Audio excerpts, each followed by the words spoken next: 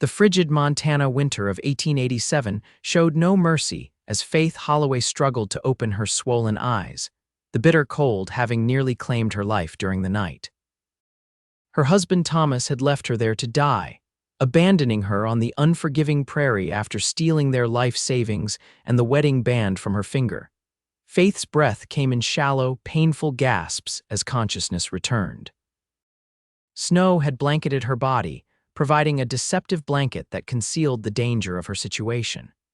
She couldn't feel her fingers or toes, and the realization that she might not survive sent a wave of panic through her that even the numbing cold couldn't suppress. "Easy now," a deep voice rumbled from somewhere above her. "Don't try to move just yet." Faith's vision cleared enough to make out the silhouette of a man kneeling beside her. The warm orange glow of a crackling fire illuminated his weathered face, partially obscured by a well-trimmed beard. His eyes, a startling shade of blue that reminded her of summer skies, studied her with concern. "Am I dead?" Faith whispered, her voice barely audible. The stranger's mouth curved into a gentle smile. "No, madam, not if I have anything to say about it."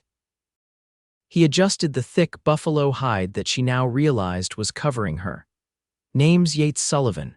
Found you half buried in snow about an hour before sundown. Been keeping this fire going all night." Faith tried to piece together what had happened. Thomas had been acting strangely for weeks, ever since they'd sold their small homestead in Kansas and headed north with their life savings to start fresh. Then last night, after they'd made camp, there had been an argument. She remembered his rage, his accusations, and then nothing. "My husband," she managed, wincing at the pain in her cracked lips. Something dark flashed across Yates Sullivan's face. "There's no one else around for miles, madam, just you, me, and my horse. Now drink this." He held a tin cup to her lips, the warm broth inside bringing the first hint of warmth back to her frozen body. "He left me," Faith said, the terrible truth settling over her like the snow that had nearly become her burial shroud. "Thomas took everything and left me to die." Yates nodded gravely. "I reckon something like that. No decent man leaves his wife alone in this weather." He stoked the fire, sending sparks dancing toward the lightening sky. "Sun's coming up. We need to get you someplace warm and safe. My cabin's about 4 hours' ride from here." Faith tried to sit up, but her body refused to cooperate. "I can't feel my feet," she admitted, fear creeping into her voice. "I've been rubbing them with snow through the night," Yates explained, "trying to bring back circulation without causing more damage. They're pink again, which is a good sign." He pulled back the buffalo hide just enough to show her. "Same with your hands. You're lucky I found you when I did." Faith stared at this stranger, this cowboy who had spent the entire night keeping her alive. "Why would you do that for someone you don't even know?" Yates looked away, focusing on the horizon where the first golden rays of sunlight were breaking through. "Out here, you help those in need. It's how we survive." He met her gaze again. "Besides, couldn't leave a beautiful woman to freeze, now could I?" Despite everything, Faith felt a blush warm her cheeks. It had been a long time since Thomas had called her beautiful. In fact, she couldn't remember the last time he'd said anything kind to her at all. "Can you ride?" Yates asked, already beginning to pack up their makeshift camp. Faith wasn't sure, but she nodded anyway. "I'll try. That's all I ask." He extinguished the fire with a handful of snow, then whistled. A magnificent chestnut stallion trotted over, its breath forming clouds in the cold morning air. "This is Samson. He's strong enough to carry us both." With gentle but firm hands, Yates helped Faith to her feet. Her legs buckled immediately, but he caught her, holding her against his solid chest. "I've got you," he murmured, and for the first time in what felt like forever, Faith believed someone actually did. The journey to Yates Sullivan's cabin was arduous. Faith drifted in and out of consciousness, aware only of the steady rhythm of the horse beneath her and the secure feeling of Yates's arms holding her in place. He spoke to her occasionally, his deep voice rumbling through his chest and into her back where she leaned against him. "Stay with me, Faith," he would say when he felt her slipping away. "Just a little further now." By the time they reached the small log cabin nestled against a stand of pines, the sun was high in the sky, though its warmth did little to combat the biting cold. Faith was barely conscious as Yates carried her inside and placed her gently on a bed covered with thick quilts. "This is going to hurt," he warned her, beginning to remove her snow-dampened clothes. Under different circumstances, Faith might have protested, but survival outweighed modesty. Yates worked quickly and efficiently, his movements clinical rather than invasive as he replaced her wet garments with dry ones, a large flannel shirt and wool trousers that swallowed her slender frame. "Yours?" she asked weakly, gesturing to the clothes. "Yes, madam." Not exactly the latest fashion from back east, but they're warm and dry. Yates busied himself building a fire in the stone hearth. "Once that's roaring, I'll make us something to eat. You need to get your strength back." Faith watched him move about the cabin. He was tall and lean, with broad shoulders that spoke of a lifetime of hard work. His movements were deliberate and graceful, like those of a man accustomed to conserving energy, a necessity in this harsh environment. "How long have you lived out here?" she asked, trying to distract herself from the painful tingling sensation returning to her extremities. "Going on 5 years now," Yates replied, not looking up from the fire he was coaxing to life. "Came out after the war, needed space and quiet." "The war?" Faith questioned. "You mean the war between the states, but that ended over 20 years ago." Yates straightened, a shadow crossing his face. "Some wars never really end, madam, not for the men who fought in them." He cleared his throat. "But that's a story for another time. Right now, we need to focus on getting you well." Over the next few days, Faith gradually regained her strength under Yates's careful attention. He prepared simple but nourishing meals, checked her fingers and toes regularly for signs of frostbite, and kept the cabin warm and comfortable. He slept on a pallet by the fire, giving her his bed without complaint. On the 4th day, Faith was finally able to move around the cabin without assistance. She found Yates outside, chopping wood with powerful, rhythmic strokes. She stood in the doorway, wrapped in one of his quilts, watching him work. "You should be resting," he said without turning around, somehow sensing her presence. "I've rested enough," Faith replied. "Besides, I'm feeling much better, thanks to you." Yates set down his axe and turned to face her. The cold had brought color to his cheeks, making his blue eyes seem even more vibrant. "Good to hear. Another day or two and you should be fit enough to travel. There's a town about 20 miles south of here, Pine Ridge. They've got a hotel where you can stay until you decide what you want to do next." The thought of leaving filled Faith with unexpected dread. "And what if I don't know what to do next?" Yates studied her for a long moment. "What about family? Anyone who can help you get back on your feet?" Faith shook her head. "My parents died when I was 16. I have an aunt in Boston, but we haven't spoken in years. She didn't approve of Thomas." A bitter laugh escaped her. "Turns out she was right about him all along." "And what about you? What did you want?" Yates asked, his gaze intense. The question caught Faith off guard. No one had asked her that in a very long time, perhaps ever. "I wanted a home," she said finally. "Children, a garden, simple things." She looked away, embarrassed by the tears that threatened to fall. "Foolish dreams, I suppose." "Not foolish at all," Yates said softly.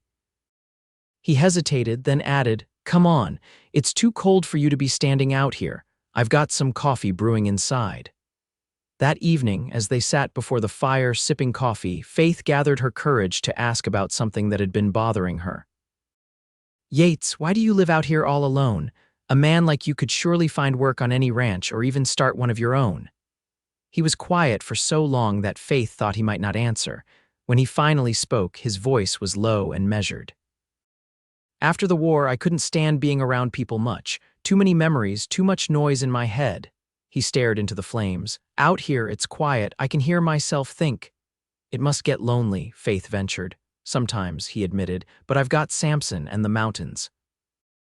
And enough work to keep me busy." He glanced at her. "What about you? Were you happy with your husband?" Faith considered the question carefully. "I thought I was at first. Thomas was charming and full of big plans. We were going to build a cattle empire," he said. She sighed. "But the dreams never quite materialized and Thomas grew bitter. He started drinking, gambling. Each failure made him crueler. And he left you to die," Yates stated flatly. "Yes." The word hung in the air between them. "I keep asking myself how I didn't see it coming." "There were signs, I suppose, the way his eyes would go cold sometimes. How he'd disappear for days without explanation, the lies that never quite added up. Yates leaned forward, his expression serious. Some men are skilled at hiding their true nature, Faith. Don't blame yourself for his wickedness. What am I supposed to do now? She whispered. I have nothing, no money, no home, not even proper clothes. She gestured to his oversized shirt that she still wore. You're alive, Yates pointed out. That's something, the rest can be figured out. He reached for a leather-bound book on the shelf beside him. Here, I've been meaning to give you this. Faith took the book, opening it to find blank pages. A journal, I find it helps to write things down sometimes, makes the path forward clearer. He stood up abruptly. It's late. We should get some rest. That night, by the light of a single candle, Faith began to write in the journal. She poured out her fear, her anger, her uncertainty about the future. And when she finally set down the pencil, she felt lighter somehow, as if sharing her thoughts with the blank pages had lifted a weight she hadn't realized she'd been carrying. The next morning, Faith woke to the smell of bacon and coffee. She found Yates at the small stove, humming softly as he cooked. You can cook, she observed, impressed despite herself. He turned with a smile that transformed his usually solemn face.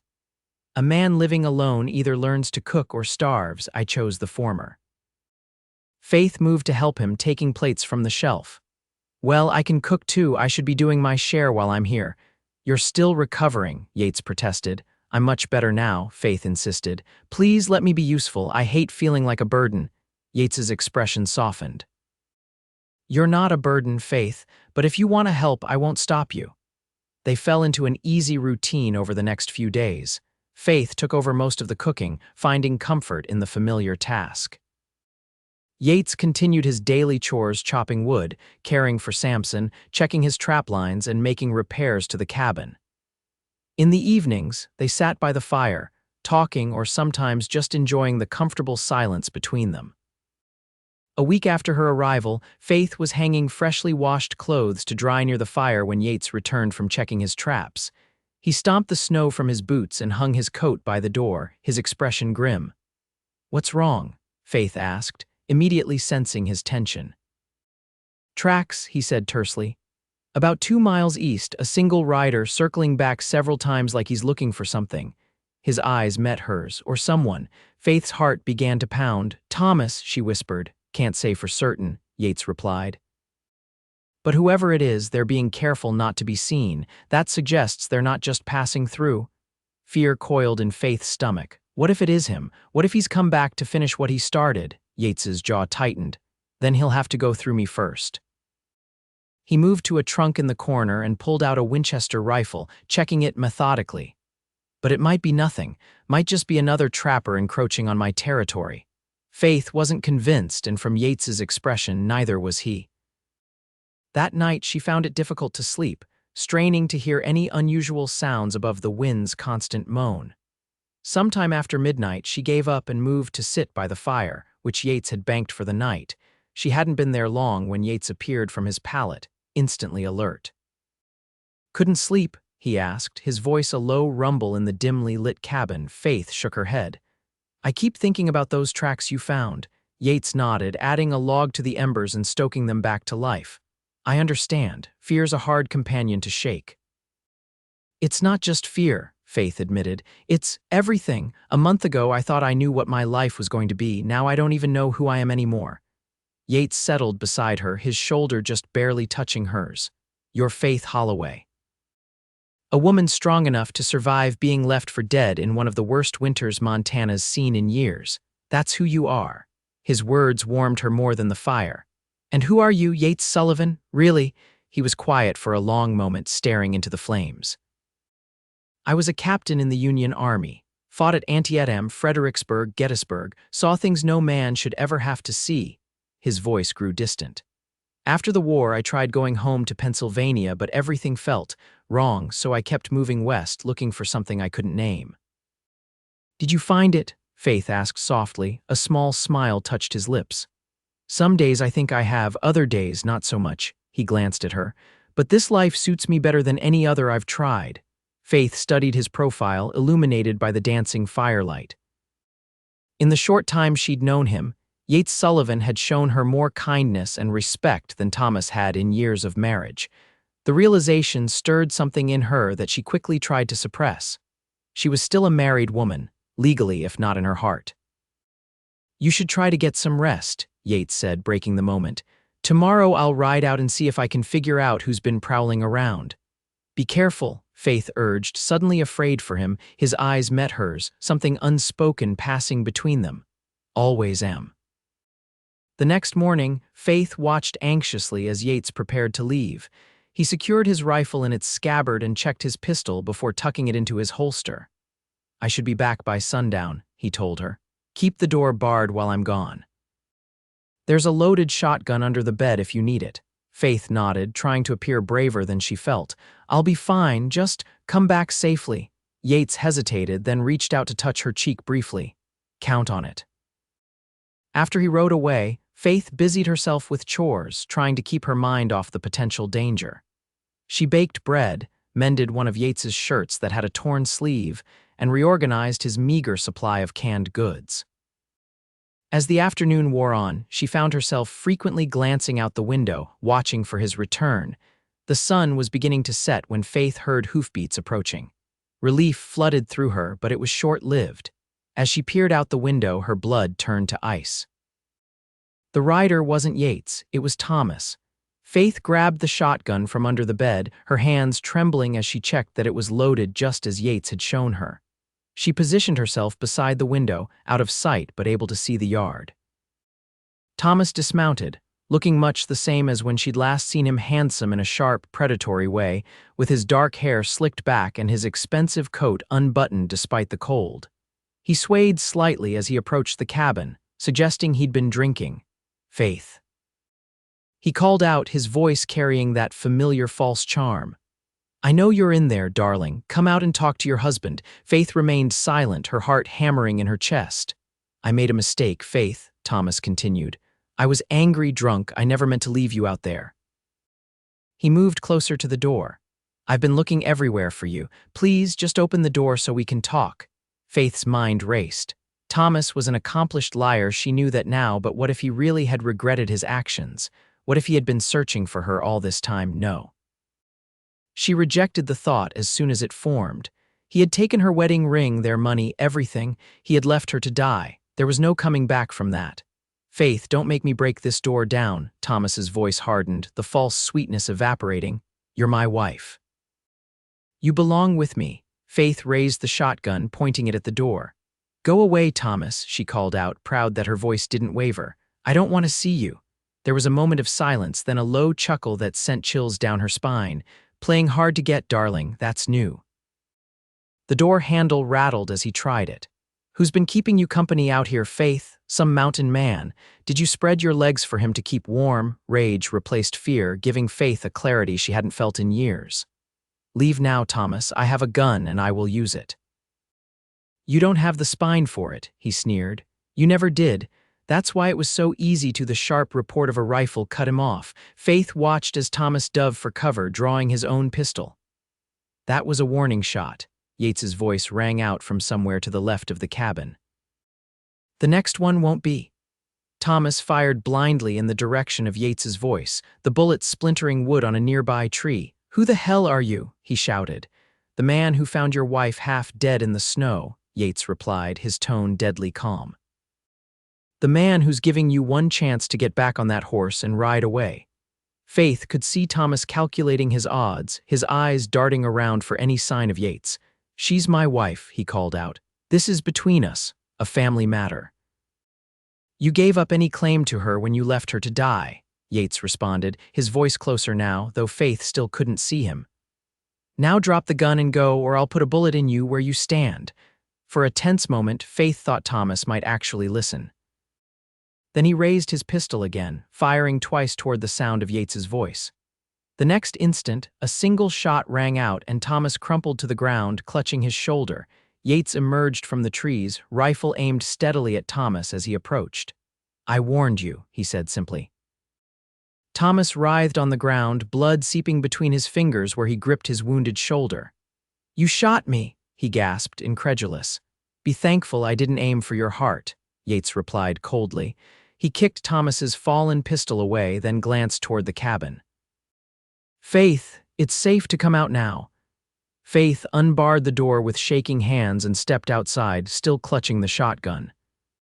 The sight of Thomas bleeding on the ground brought conflicting emotions: horror at the violence, but also a grim satisfaction that the man who had caused her so much pain was now experiencing some of his own. "Are you all right?" Yates asked her, his eyes never leaving Thomas. "Yes," Faith answered, surprised to find it was true. "What do we do with him now? We patch him up enough to keep him alive, then take him to the sheriff in Pine Ridge," Yates decided. "Attempted murder should be enough to see him locked away for a good long while." Thomas laughed bitterly. "You can't prove anything. It'll be my word against yours." "And mine," Faith said, stepping forward. "I'll testify to what you did, Thomas, how you stole our money, took my wedding ring, and left me to freeze to death. Who's going to believe a wife testifying against her husband?" Thomas sneered, though his pallor suggested he was losing blood quickly. "You're my property under the law." "Not anymore," Faith declared, feeling stronger with each word. "I want a divorce." Yates and Thomas both looked at her in surprise, though for very different reasons. "You can't divorce me," Thomas sputtered.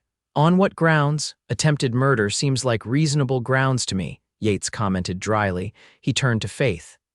"Help me get him inside. We need to stop that bleeding before we can take him to town." Between the two of them, they managed to get Thomas into the cabin and onto Yates's pallet by the fire. Faith retrieved bandages and whiskey while Yates examined the wound. "Bullet went clean through," he observed. "You're luckier than you deserve." As Faith helped clean and bandage the wound, she felt nothing for the man she had once loved. Thomas watched her with a mixture of anger and disbelief. "You've changed," he muttered. "Yes," Faith agreed simply. "I have." That night, with Thomas securely bound and sedated with whiskey and laudanum, Faith and Yates sat at the small table, speaking in low voices. "I'll take him to Pine Ridge tomorrow," Yates said. "Sheriff Becker is a fair man. He'll hold Thomas until a circuit judge comes through." "I'm coming with you," Faith stated firmly. "I need to tell my side of the story." Yates nodded. "Of course, but you should know divorce isn't easy to obtain out here. The courts tend to favor husbands, even ones like him." "I have to try," Faith insisted. "I can't go back to that life, Yates." "I won't." He studied her face for a long moment, then reached across the table to cover her hand with his. "Whatever happens, you're not alone in this. I'll help you however I can." The warmth of his touch and the sincerity in his eyes made Faith's heart flutter in a way she'd almost forgotten it could. "Thank you," she whispered, "for everything." The journey to Pine Ridge the next day was tense and silent. Thomas, his wound painful but not life-threatening, rode with his hands tied to the saddle horn, Yates leading his horse. Faith rode Samson, keeping a wary distance from her husband. Pine Ridge proved to be little more than a dusty main street with a handful of buildings: a general store, a saloon, a small hotel, a blacksmith shop, and the sheriff's office. Curious eyes followed their odd procession as they made their way to the latter. Sheriff Becker, a grizzled man with a shock of white hair and a perpetually furrowed brow, listened to their story with growing concern.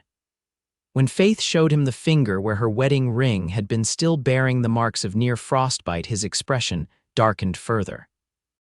"I'll hold him for the circuit judge," Becker confirmed. "Judge Ross should be through in about 3 weeks. Until then, Mr. Holloway, you'll be enjoying my hospitality." He gestured to a deputy to lock Thomas in one of the 2 cells at the back of the office. "This isn't over, Faith," Thomas called out as he was led away. "You're still my wife." Faith didn't dignify his words with a response. Instead, she turned to the sheriff. "Is there a lawyer in town, someone who can help me file for divorce?" Becker scratched his chin thoughtfully. "Nearest lawyer's in Helena, I'm afraid, but Mrs. Ross, the judge's wife, has been known to help women in difficult situations. She's staying over at the hotel. Might be worth talking to her." Faith thanked him, and she and Yates stepped back out into the street. The sun was beginning to set, casting long shadows across the town. "We should get rooms at the hotel," Yates suggested. "It's too late to start back to the cabin tonight." Faith nodded, suddenly feeling the weight of the day's events. "Yates, what happens after the trial, when Thomas is sentenced?" He looked down at her, his expression unreadable.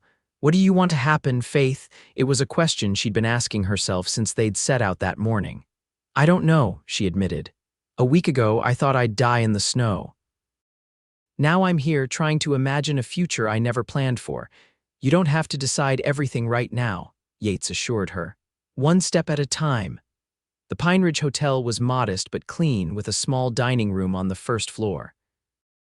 After securing rooms, Yates insisting on paying for both, they sat down for their first proper meal in a restaurant together.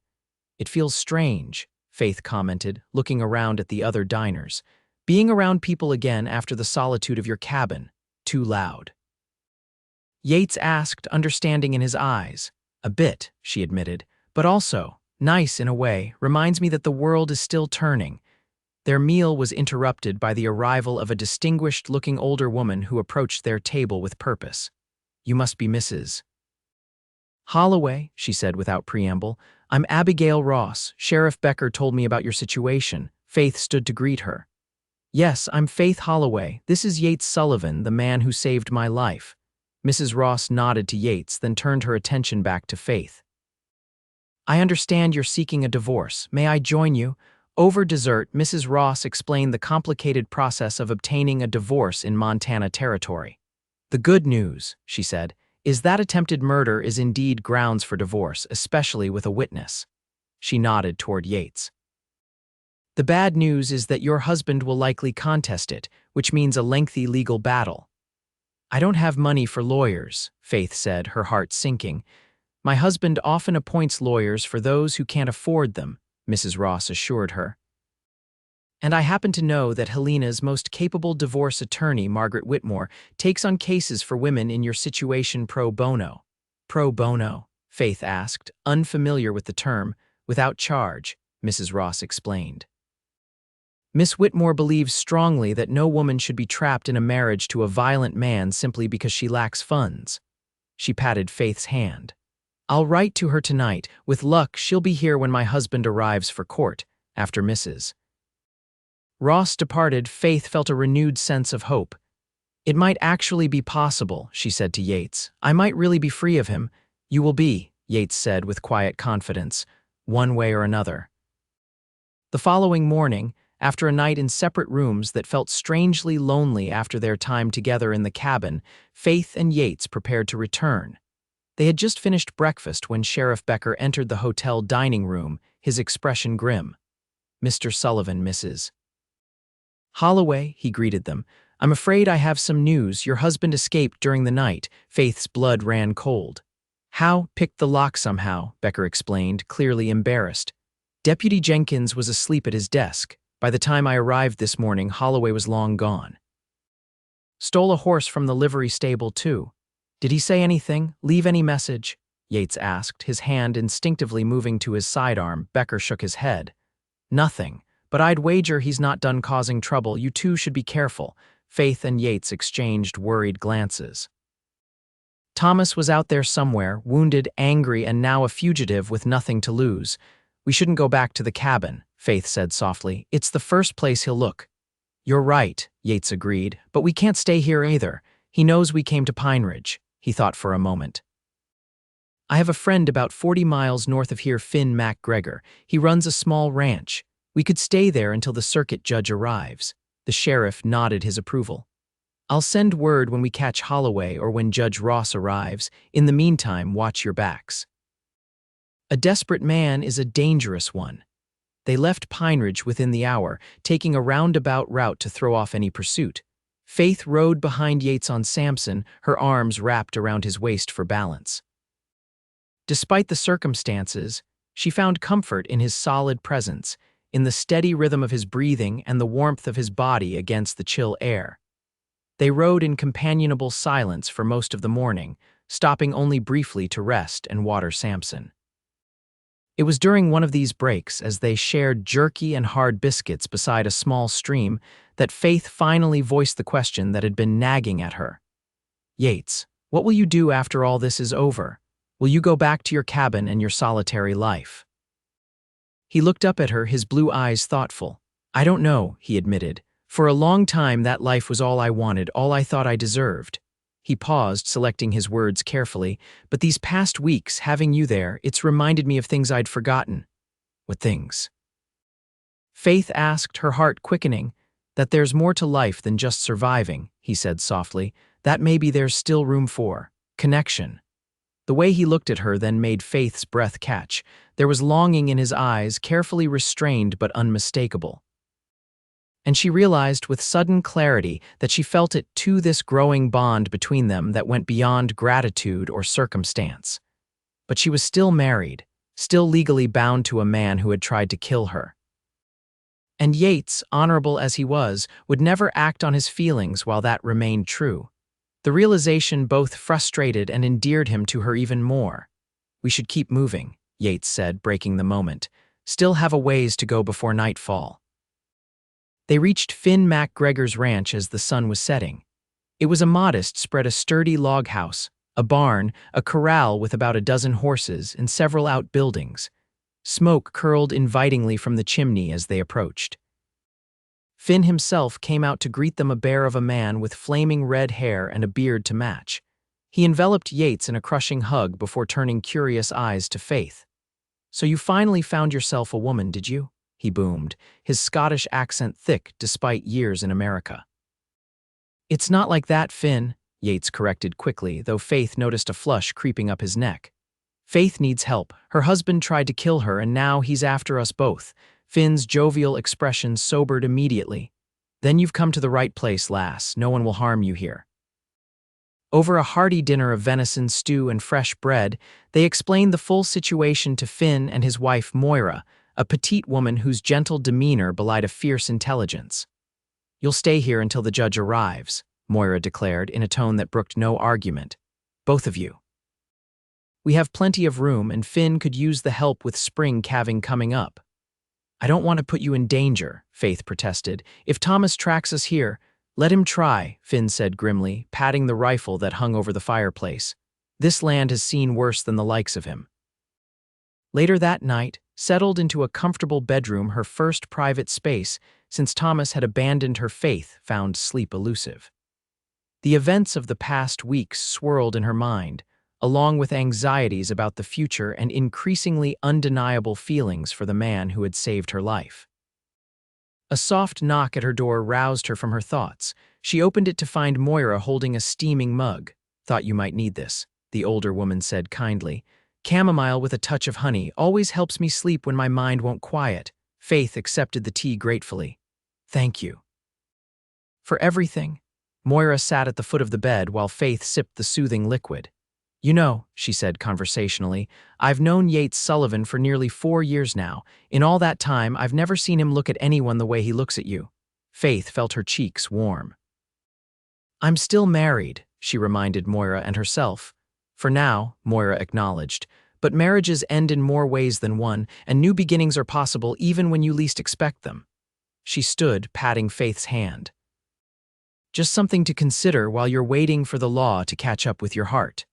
The days at the MacGregor Ranch fell into a comfortable rhythm. Faith helped Moira with household tasks and tended the kitchen garden, finding unexpected joy in the simple, honest work. Yates worked alongside Finn, mending fences, checking on pregnant heifers, and preparing for the coming calving season. In the evenings, they would gather in the main room, sharing meals and stories. Finn was a natural storyteller, regaling them with tales of his youth in Scotland and his adventures in the American West. Moira's quiet wit provided the perfect counterpoint to her husband's boisterous nature, and Faith often found herself laughing more freely than she had in years. Throughout it all, she was acutely aware of Yates, his rare but genuine smile, the thoughtful way he listened to others, how his eyes sought hers across the room. They never spoke directly about the growing feelings between them, but Faith could feel the unspoken connection strengthening with each passing day. 2 weeks into their stay, a messenger arrived from Pine Ridge with news. Thomas Holloway had been spotted in a town 40 miles east, but had evaded capture. Judge Ross was expected in Pine Ridge within the week, and Mrs. Ross had succeeded in securing Margaret Whitmore's services for Faith's divorce case. "We should return to Pine Ridge soon," Yates said that evening as they sat on the porch, watching the sunset paint the sky in brilliant oranges and pinks. "You need to meet with Miss Whitmore before the hearing." Faith nodded, though the thought of leaving the safety and peace of the MacGregor Ranch filled her with trepidation. "I'm afraid," she admitted, "not just of Thomas, but of what comes after. I've never been on my own before." Yates was quiet for a moment. "You don't have to be," he said finally, his voice low. "On your own, I mean." Faith's heart skipped a beat. "What are you saying, Yates?" He turned to face her, his expression more open and vulnerable than she'd ever seen it. "I'm saying that I care for you, Faith, more than I thought possible. And when all this is over, if you wanted to stay with me, I'd be honored." Faith reached for his hand, intertwining her fingers with his. "I care for you too," she whispered, "so much that it frightens me sometimes." Yates brought her hand to his lips, pressing a gentle kiss to her knuckles. "We'll take it as slow as you need, one day at a time." They sat there in comfortable silence as darkness fell, hands linked, hearts aligned, both aware that a threshold had been crossed. The journey back to Pine Ridge 2 days later was tense, their newfound happiness tempered by the constant vigilance required while Thomas remained at large. They took an even more circuitous route than before, avoiding main trails and traveling mostly at dawn and dusk to minimize their visibility. Upon reaching town, they found it transformed by the arrival of the circuit court. The hotel was full to capacity with lawyers, witnesses, and curiosity seekers drawn by the promise of legal drama. Judge Ross had commandeered the saloon for his courtroom, and a makeshift jail had been erected to accommodate the increased number of prisoners awaiting trial. Faith met with Margaret Whitmore that afternoon, a formidable woman in her 40s with shrewd eyes and a no-nonsense manner. "Mrs. Ross has told me your case," she said after introductions were made. "I believe we have strong grounds for divorce, especially given the attempted murder and abandonment. But my husband hasn't been captured," Faith pointed out. "Can the case proceed without him?" "Actually, yes," Miss Whitmore explained. "Judge Ross can hear the case in absentia if the defendant has been properly notified. Sheriff Becker posted the required notices when the charges were filed. All we need is your testimony and that of Mr. Sullivan to establish the facts." Hope surged within Faith. "So I could be free, legally free, within days, potentially," Miss Whitmore cautioned. "Though these matters can be unpredictable, we'll need to be thorough and convincing." The court convened the following morning. Faith sat beside Miss Whitmore at a small table, acutely aware of the curious stares from the townspeople who had packed into the makeshift courtroom. Yates sat directly behind her, his reassuring presence helping to calm her nerves. Judge Ross, a dignified man with kind eyes that belied his stern reputation, called the court to order. First case, Faith Holloway versus Thomas Holloway, petition for divorce on grounds of cruelty and attempted murder. "Is the petitioner present?" Faith stood, her legs trembling slightly. "Yes, Your Honor." "And the respondent?" Sheriff Becker rose from his seat near the door. "Thomas Holloway remains at large, Your Honor, but has been properly notified of these proceedings as required by territorial law." Judge Ross nodded. "Very well, we shall proceed, Mrs. Holloway, please take the stand." Faith moved to the witness chair where she was sworn in. Under Miss Whitmore's careful questioning, she recounted her marriage to Thomas, his increasing cruelty, and finally the terrible night when he had stolen their money and left her to die in the snow. "And you are certain it was deliberate abandonment?" Miss Whitmore asked. "Not perhaps a misunderstanding or accident?" "He took my wedding ring from my finger while I slept," Faith replied, her voice steady despite the painful memory. "He took our life savings, over $2,000 that we had gotten from selling our homestead, and when I woke and confronted him, he struck me hard enough to knock me unconscious. When I came to, he was gone, along with our wagon and supplies. It was deliberate, Miss Whitmore." "He meant for me to die out there." Murmurs rippled through the crowd. Judge Ross called for order before addressing Faith directly. "And how did you survive this ordeal, Mrs. Holloway?" Faith's eyes found Yates in the audience. "Mr. Sullivan found me half buried in snow. He built a fire and stayed with me through the night, keeping me warm and alive until morning. Then he took me to his cabin and nursed me back to health." Yates testified next, corroborating Faith's account and describing Thomas's subsequent appearance at the cabin and the confrontation that followed.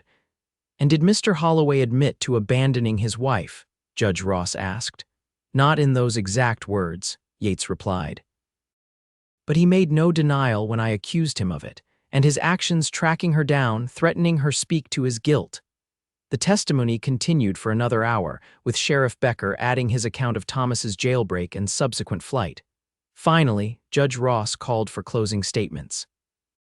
Miss Whitmore rose, her expression solemn. "Your Honor, the facts in this case are clear. Thomas Holloway abandoned his wife in life-threatening conditions with deliberate intent to cause her death. That he later regretted his actions and sought to reclaim her does not mitigate this crime. Mrs.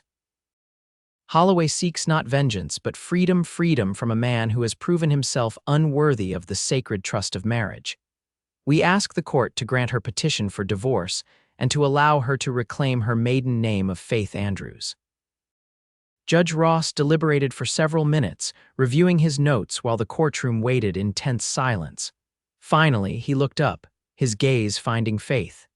"Mrs. Holloway, this court finds that you have indeed suffered grievous wrongs at the hands of your husband. His actions constitute extreme cruelty and attempted murder, both recognized grounds for divorce under territorial law. I hereby grant your petition and dissolve your marriage to Thomas Holloway, effective immediately." Relief washed over Faith in a dizzying wave. She was free. Legally, officially free. "Furthermore," Judge Ross continued, "I award you damages in the amount of $2,000, the sum stolen from you to be paid from any assets of Thomas Holloway that can be located. And I issue a warrant for his arrest on charges of attempted murder, theft, and escape from lawful custody." He banged his gavel. "This matter is concluded." Faith could hardly believe it was over. Miss Whitmore shook her hand, offering congratulations while several townspeople came forward to express their support. But Faith was looking for only one person.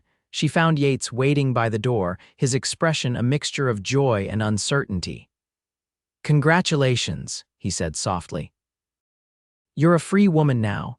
"Yes," Faith agreed, a smile spreading across her face. "Free to choose my own path, my own future." She held his gaze meaningfully. "My own happiness." Before Yates could respond, Sheriff Becker approached them with urgent steps. "Mr. Sullivan, Miss Andrews," he said, using Faith's reclaimed maiden name. "I've just had word that Thomas Holloway was spotted heading this way. He was in Clark's Landing yesterday, asking questions about a woman matching your description." Faith's newfound joy dimmed slightly. "He won't give up, will he?" "Not likely," Becker admitted. "Not until he's behind bars. I've sent deputies to intercept him, but we should be careful," Yates finished, his expression hardening. "How long before he could reach Pine Ridge tomorrow if he rides hard?" Becker estimated. "I'd advise you both to stay out of sight until we can apprehend him." They returned to the hotel, where Yates insisted on taking the room adjoining Faith's, with the connecting door left ajar for safety. That evening they ate dinner in Faith's room, neither wanting to risk being seen in the dining room. "What happens now?" Faith asked as they finished their meal. "Do we just wait for Thomas to be caught?" Yates considered the question. "We could leave Pine Ridge," he suggested. "Head somewhere he wouldn't think to look, maybe even go further west California or Oregon." The idea was both terrifying and exhilarating. "Just start over, somewhere new, why not?" Yates said, warming to the idea. "Neither of us has strong ties here. We could find good land, build something together." He reached across the small table to take her hand. "If that's what you want." Faith marveled at how naturally he included her in his plans, how easily he spoke of a shared future. "What about your cabin, your life there?" "It was a refuge when I needed one," Yates said simply. "But a man can't hide from life forever, and I've found something worth coming out of hiding for." His eyes held hers, filled with quiet certainty. Someone worth building a future with. Faith's heart swelled with emotion. This man, this kind, honorable, steadfast man, was offering her everything she had ever dreamed of: a home, a partner, a love based on respect and genuine caring. "Yes," she whispered, tears of happiness pricking her eyes. "I want that too, with you." Yates stood, drawing her to her feet and into his arms. For a long moment, they simply held each other, savoring the rightness of it. Then, slowly, he lowered his head to hers. Their first kiss was gentle, tentative, a question and an answer all at once. Faith felt something unfurl within her, a warmth and certainty that this was exactly where she was meant to be. When they finally broke apart, both were smiling. "We'll leave at first light," Yates decided. "Head west toward the Montana-Idaho border. I know some remote places where we can lie low until Thomas is caught." Faith nodded, trusting his judgment. "And after that," Yates said, brushing a strand of hair from her face, "we find our place, together." That night, Faith slept more peacefully than she had in months, secure in the knowledge that whatever challenges lay ahead, she would face them with Yates by her side. They rose before dawn, gathering their meager possessions and leaving payment for the rooms with a note for the proprietor. The town was still sleeping as they made their way to the livery stable where Samson had been boarded. "We'll need another horse," Yates told the sleepy stable boy who came to assist them. "Something sturdy and trail-wise." While the boy went to prepare a suitable mount, Yates and Faith waited in the dim light of a lantern, speaking in hushed voices about their plans. They were so engrossed in their conversation that neither noticed the shadow that detached itself from the darkness of an empty stall. "Isn't this touching?" Thomas's voice sliced through the air like a blade. "My wife and her lover running away together." Faith whirled to see her ex-husband standing just feet away, a pistol aimed steadily at Yates. Thomas looked haggard, his usually immaculate appearance marred by days on the trail. His left arm hung awkwardly at his side, the one Yates had shot, but his right hand holding the gun was rock steady. "I'm not your wife anymore, Thomas," Faith said, fighting to keep her voice calm. "The judge granted my divorce yesterday. It's over." Thomas's laugh was bitter. "Over? Nothing's over until I say it is." His cold eyes flicked to Yates. "You took what was mine, Cowboy, now you'll pay for it." "Faith doesn't belong to anyone," Yates replied evenly, his body tense but his voice controlled. "She's free to make her own choices, and she's chosen to leave you behind." Thomas's face contorted with rage. "Always so noble," he sneered. "Let's see how noble you look with a bullet in your gut." He raised the pistol higher, aiming directly at Yates's chest. "No," Faith cried, stepping between them. "Thomas, don't do this. The sheriff knows you're in the area. If you kill Yates, they'll hang you for certain." "Get out of the way, Faith," Thomas ordered, his finger tightening on the trigger. "I won't," she said firmly. "If you want to shoot him, you'll have to shoot me first." Thomas hesitated, uncertainty flickering across his face for the first time. In that moment of distraction, Yates moved with lightning speed, tackling Thomas to the ground. The gun discharged, the bullet embedding itself harmlessly in a wooden beam above. The two men grappled in the straw, each fighting for control of the weapon. Faith watched in horror, looking frantically for something to use as a weapon. She seized a pitchfork leaning against the wall and approached the struggling men, waiting for an opening. Thomas managed to knee Yates hard in the ribs, gaining momentary advantage. He raised the gun again, but before he could fire, Faith brought the handle of the pitchfork down on his wrist with all her strength. Thomas howled in pain, the pistol flying from his grasp. Yates scrambled for the weapon, securing it just as the stable doors burst open. Sheriff Becker and two deputies rushed in, their own guns drawn. "Nobody move," Becker ordered, taking in the scene before him. "Holloway, you're under arrest." Thomas, clutching his injured wrist, glared at Faith with undisguised hatred. "This isn't over," he hissed as the deputies hauled him to his feet. "Yes, Thomas, it is," Faith replied, a calm certainty in her voice that hadn't been there before. "It's been over for a long time, I just didn't know it until now." As Thomas was led away, Yates pulled Faith into a protective embrace. "Are you all right?" he asked, his voice rough with concern. "I am," she assured him, surprised to find it was true. Seeing Thomas again confronting him had freed her from the last vestiges of fear. "But I think our departure might be delayed a bit." Indeed, they were required to stay in Pine Ridge for another 2 days while Judge Ross held a hearing for Thomas.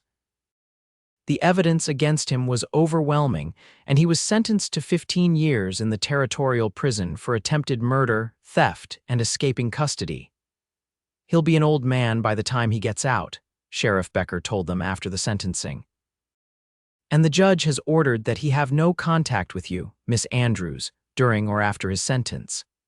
The name still sounded strange to Faith's ears after years as Mrs. Holloway, but she welcomed the return to her own identity. It felt like reclaiming a part of herself that had been lost. With Thomas safely behind bars, Faith and Yates were finally free to pursue their plans. They left Pine Ridge on a bright spring morning, heading west toward the future they would build together. They traveled at a leisurely pace, stopping to explore promising valleys and meadows, discussing what they might want in a homestead.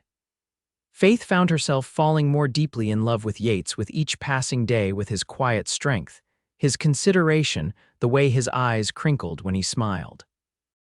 3 weeks into their journey, they came upon a perfect spot. A verdant valley nestled between protective mountains, with a clear stream running through it and abundant timber for building. Wild strawberries grew in patches along the water's edge, and a natural clearing provided an ideal site for a cabin. "What do you think?" Yates asked, watching Faith's face as she took in the beauty around them. "It's perfect," she breathed. "Absolutely perfect." They made camp there that night, and as they sat beside the fire, Yates took her hand. "Faith Andrews," he said solemnly, "I never thought I'd find someone who would make me want to leave my solitary life, but you've changed everything for me. I love you, and I want to spend the rest of my days showing you just how much." He paused, his eyes reflecting the firelight. "Will you marry me?" Faith's answer was immediate and certain. "Yes," she said, laughing through happy tears. "Yes, Yates Sullivan, I will marry you." They were wed a month later in a small ceremony in the nearest town, with Finn and Moira MacGregor traveling 2 days to stand as witnesses. The local preacher pronounced them husband and wife beneath a canopy of spring flowers, and Faith felt as though her heart might burst with happiness. By summer's end, their cabin was complete, larger and more comfortable than Yates's original home, with a proper stone fireplace and windows that let in abundant light.